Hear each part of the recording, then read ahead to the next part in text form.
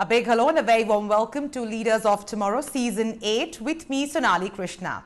Today I have a very interesting panel that's going to be discussing the wedding industry. As all sectors, the wedding industry has also been deeply impacted thanks to Covid-19. In fact, most couples who are looking to get married, March onwards, I would say latter half of March until now, have just been left without a plan of action. The wedding industry has been as agile as many others to pivot and bring up solutions. And my panelists today are representatives of those companies. I'm very pleased to introduce you to my panel today. It's Sandeep Lodha, CEO of Oyo's Weddings.in, Geeta Rawtani, founder myevents.co.in, Ankur Sarawagi, India country head, the Not Worldwide. Thank you so much, lady and gentlemen. Okay, let me start with you, Ankur. I believe the Not Worldwide has done a research the last few months and the impact it's had on marriages and the weddings that were going to take place in April, May and possibly even June. Give me a sense of what that survey really entailed. It's really difficult for couples to figure out what is happening. And what we did, as a part of our global initiative, conducted a survey for Indian couples. So the biggest insight is people who were supposed to get married during the lockdown window, 80% chose to postpone their weddings to the later half of the year over cancellation. So October, November, December, which is anyway the peak season for weddings in India, would see even higher demand this year. 75% don't plan to reduce their guest size, when we conducted the interviews. But we will see, they might segregate the list. They might invite specific people for specific celebrations. 2/3 of couples are planning to do a big celebration post the lockdown is over. So wedding industry follows this auspicious date thing. We call it Saya dates. A lot of people might actually go ahead and do weddings on non-Saya dates. It's mostly a celebration. 90% have confirmed that they will not reduce the budgets, and they might just allocate it to different buckets of spend. So from some catering spend might go to decor, and photography spend might go to some gifting. So those are the things that we are hearing. That's interesting. I find it very interesting that people still want to do big celebrations, want a decent number of people attending their marriage, and you're even expecting a big spike in October, November, December. So that's quite heartening. Looking like people still are looking to normalize their lives going forward. Let me get Sandeep in. Sandeep, you're on the same page on that, or do you think the fear psychosis in the wedding industry will kind of dampen the wedding industry spirits in terms of physical weddings? So, Sonali, as you know that we run 1,000+ banquets across the country, right? And what we have done is we have talked to hundreds and thousands of customers come to us every day looking for a banquet, right? And let me tell you what we are seeing from them. It is similar, the sentiment is similar to what Ankur said. Currently all the weddings are getting cancelled or postponed to later, right? So from March 20th to now, very limited number of events have happened. We all know that, right? So the revenues for the banquet owners have dropped to zero. We are aware of that. But like Ankur said, that's what we are seeing right now as well. 80% of events that were supposed to happen between March and June, and 80% of those customers have rescheduled to a winter wedding already, right? That's one. Second is the new customers which are coming in looking for a winter wedding. The guest list for that is actually not dropped significantly. So, average guest list for a wedding plus reception used to be around 400, Sonali, year before or time before this, right? And the current guest list that people are asking for is, around 10 to 15% lower than that. So not significantly fallen from what we have seen in the past few years, right? So what we are seeing is, people are quite bullish. The consumers are quite bullish about the winter wedding, and a lot of rescheduling is happening for the summer wedding. So that we are seeing that as well. I see. Geeta, let me bring you in and talk about people who are dying to get married and don't want to postpone and want to, get it done right here, right now. What are those couples doing? And I believe that virtual weddings are now becoming a thing. Is that true? It is definitely true. A lot of couples do not want to give away their Muhurat dates. Like Ankur and Sandeep just said, that it's very, very important for every Indian couples to get married on a Muhurat date. Of course, some follow it, some don't follow it religiously. So people who want to get married on their Muhurat date, are still getting married with very limited family members and going virtual, showing it to their complete family and friends. Okay. At the same time, they're also saying the celebrations will continue once the lockdown eases. Today it is 50 people, it may grow to 100 people and then 200 people. So definitely the hotels, the venues are getting booked for the last quarter of this year. Like November, December, all dates have been sold out at all the venues. But there are couples who are getting married now, enjoying the moment now, and maybe looking at a celebration a little later. That's great. I'm really curious to know how a virtual wedding works. Ankur, you want to take that in terms of what is a virtual wedding? How does one do it? What is the protocol followed for safety precautions and all of that? So I think what is happening, like people who are planning to get married right now, they have like 2 or 3 options. So the first option, which, is popularly right now called like Zoom wedding, where like all the guests are invited online. The second option that people do have is which is called weddings at home.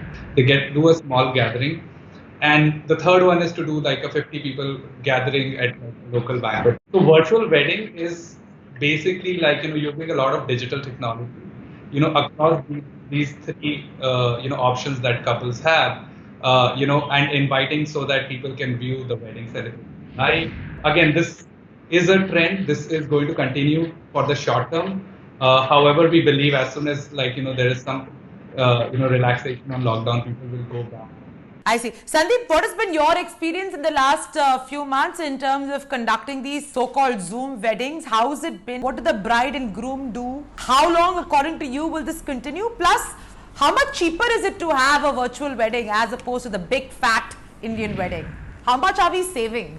I echo the sentiments of people on the panel. One is, there are some people who are not able to postpone the wedding, and they are doing these smaller gatherings, 20, 30 people. We have 2 kinds of such groups. One who do it at their house, and we support them with all the catering and photography and makeup. And there are people who take a banquet hall and they're doing it. And again, we are supporting them with with food and all that stuff, right? So both options are there, but they are also asking for live streaming the wedding as well, right? For give you an example, in the last 3 months, we had approximately scheduled to execute 4,000 events, right? 4,000 events that we had booked. Wedding started had booked to execute between March and June, right? We must have only executed around 10 plus these small virtual weddings or small weddings, right? So while all of us are talking about it, the scale of these events are very far and few. So only very handful of families or couples who are not able to postpone for whatever reason are going ahead with these smaller settings. But we are fully supporting them, whether they are doing it at home or at one of our banquets, right? And most of them, like I had said earlier, 80% of them are pushing it out.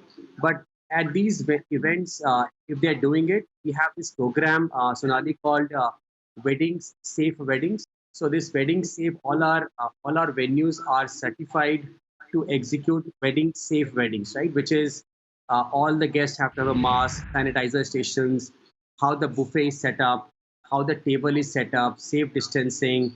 You can't go and hug bride and groom. At the stage setup is set up in a way where people just can't go and hug bride and grooms, right? So we have, a temperature check for guests. So we have these 12-point checklist, and we are certifying all our venues to be wedding safe. And so all the events that we are executing, Sonali, are happening under this wedding safe program.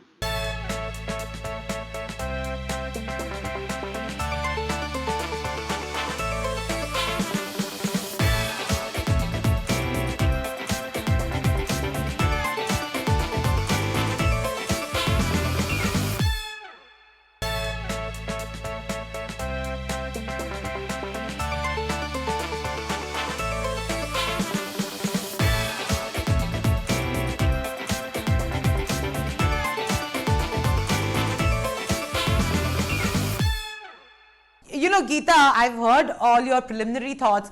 Give me your sense as somebody who's seen this industry. What is your bet for the future of weddings? Do you see that, these safe spaces, just like Sandeep just explained to us, will continue with small numbers and everybody very distant will continue? Or you think the big Indian fat wedding will make a comeback? What's your sense? We all hope and pray that the big fat Indian wedding comes back. But looking at the current scenario, the near future doesn't look very positive. We are all concerned about the health of our loved ones, Even if we open up to weddings which is more than 50 to 100 to a 200, and we ourselves are doing like 35-point checklist for people to get married at venues, even if it is a small number of gathering at a venue. So even if you are saying there is a safe gathering, still there are a lot of relatives and families and friends who cannot travel, from any part of the world to the wedding, or for the safety of pregnant women or senior members or kids, we cannot bring them to social gatherings, So the next 3 months, 6 months has to be very, very carefully taken. At the same time, like we geared up after 9/11, every venue outside had a scanning bar. We will have enough innovations that will bring in security, sanitization to a level where things will get normal. We are Indians, we innovate with whatever is the necessity, and there will be innovations like left, right, center, and we will be coming back to the normal weddings, but with a lot of safety and security around. That's great. Ankur, if you could just take that forward with more concrete data in terms of how we are going to see this pan out, in terms of the safety protocols. If somebody is opting for a physical wedding, what do you look at in terms of the cutoff that will be permissible in terms of invitees? We're also generally, even for socializing, once things ease up, are looking at an inner circle, safe circle. So how will that work out for things like weddings, which have traditionally been big celebrations? And will virtual weddings, that is to the larger number of invitees that usually Indians like to invite, will virtual weddings become a real thing? So I'll give you a few examples. So for example, like installation of sanitization fans similar to mist fans is something you can see at venues. What you will see in terms of buffet dinner might be replaced by sit down dinners, which is like, not, it happens in the West. It was never happening in India. The other thing is going digital with respect to couples will create wedding websites. E-invites will become popular instead of boxed invites. And then even finalizing a venue, for example, a lot of virtual tours and experiences will happen. So you will meet your planner and they will do a show around, say on a WhatsApp call or a Zoom call in terms of showing you the venue. So these will be the things that are going to happen right now. Again, the celebrations might be staggered. People might come and attend in shifts because there will definitely be a limit to number of people you can invite.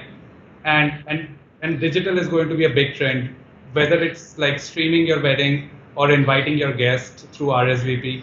So those are the things that we expect to see. I wanted to add, so continuing to what he just said, yes, there will be digital is the new game. We are organizing. So earlier what the trend was, we used to go meet the wedding planner, we used to meet the photographer, we used to meet the makeup artist. Now everything has been brought down virtually. So we are creating meetings with wedding planners, we are deciding on drawings and how the bride's entry will be and the look of the venue, sitting virtually comfortable from their own house. Why virtual is going to go big? Because people are scared to meet vendors, they are scared to meet every third person. They don't know what kind of social distancing norms they have been following. There is an app which can be installed on people's phones, so when they are at a social gathering, it will beep if you're within 6 feet away from each other. So these kind of little things, sanitization of the venues before and after the event, these are the things that can be bought in, and technology is going to innovate like crazy to get us through this to do a normal wedding. So the objective of all tech here is going to be how do we do a normal wedding, whether we are wearing PPE suits. Every photographer that is there on the show is going to be wearing a PPE suit, so that the bride, the groom and the guests are very happy to click photographs through them. Now moving to you, Sandeep, we've discussed how people are actually conducting their wedding and how people are participating in weddings. I really would like to now ask you about the costing of this versus a traditional wedding. So if you can throw some light on what's the difference, and because of that difference, what challenges does it pose to companies such as yours? Absolutely. This is a very relevant question in the context that we have in, right? So for example, when you take a winter wedding of 400 guests, right? One thing that we are asking people to is to take a larger area, a larger hall, right?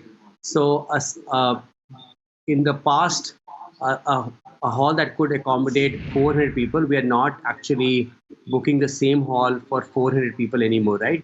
We are booking the same hall for only 200 because we are putting the tables far apart. There's space between the buffet tables and things like those, right? So we are ensuring the distancing norms in a wedding, right? So that basically brings in that we now have to give a larger hall to everyone out there, right? So the costs that are coming in, the incremental costs are coming in from the larger hall. We have to put the sanitizer stations. We have to pre-sanitize every area of the venue before the wedding, right? So customers are asking for it, and we are signing up for that, right? So we are sanitizing the whole venue, pre-sanitizing the whole venue before the event. The bathrooms and the common areas are sanitized multiple times during the event also, Sonali, right? And then we are, we are giving free masks to guests who don't bring in masks, and sanitizers are of course there. Also keep in mind is while we are putting the buffet tables, the tables are far from each other, and also we are allowing for people to eat at the table. So they don't have to go to the buffet if they don't feel like. They can sit on the table and the servers will come and serve the food, right? So there are a lot more servers required, lot more space required, free masks. In the air conditioning vent, there is something called something they're putting to kill germs. So all these are coming into the cost. The cost that is coming right now is around 10 to 15% higher cost is what is coming out at. And overall, in terms of the impact on business for companies such as yours? So look, I mean, March to June, we all know, I mean, the impact is very clear, right? We didn't execute events, right? I told you, 95% of our events. The good news is, or I would say the saving grace is 80% of those events have been rescheduled to winter, right? That's one saving grace. And second is the incoming customers that are coming in are still bullish about the winter, right? So I would say all in all, if I look at now we're in bad shape, right? We're all in bad shape. The whole industry is in bad shape. The banquet owners are in bad shape. There is no cash flow. But if you look at the future, sitting right now and looking at the future right now, if the lockdown does not, come back again, right? If the second wave doesn't come back again in the big way, right? When I say really big way, assume that we don't see lockdowns again in July, August, September, October, or whatever, November, December, I think we should be fine overall. So if I had to look at the entire scenario, with three of you giving me the insights, one would come to the conclusion that yes, it's been a bad phase like most sectors. You all are hoping that if the lockdown is released, then you'll see a resurgence. You're betting on October, November, December as the big spike, but we're also fearful of a second wave. So given all these considerations, I think things look a little bit tight. What would be your biggest worries today as somebody who's in this space, and what's your plan to pivot, Ankur? So as a business, we what we do, we are a platform that enables wedding professionals to find couples. So we don't ourselves do the wedding. So for our business right now, the challenge is our partners are not getting any money because they have a cash flow issue. So they're not spending on advertising on us. We don't think that this will continue forever because smaller ceremonies are happening and they still need some business. But during the lockdown time, what we are doing as a company, like the Not Worldwide, we have launched a relationship product which is called the Lasting. This is for married couples, and we are trying to do further investments in other brands that we own. Well, I think there's no doubt that the road ahead is going to be a tough and arduous one. But having said that, I think weddings will never go out of fashion. And that's the good news for players such as yours. With that, thank you so much for your time. Be safe, be healthy, and here's wishing you wealth and health.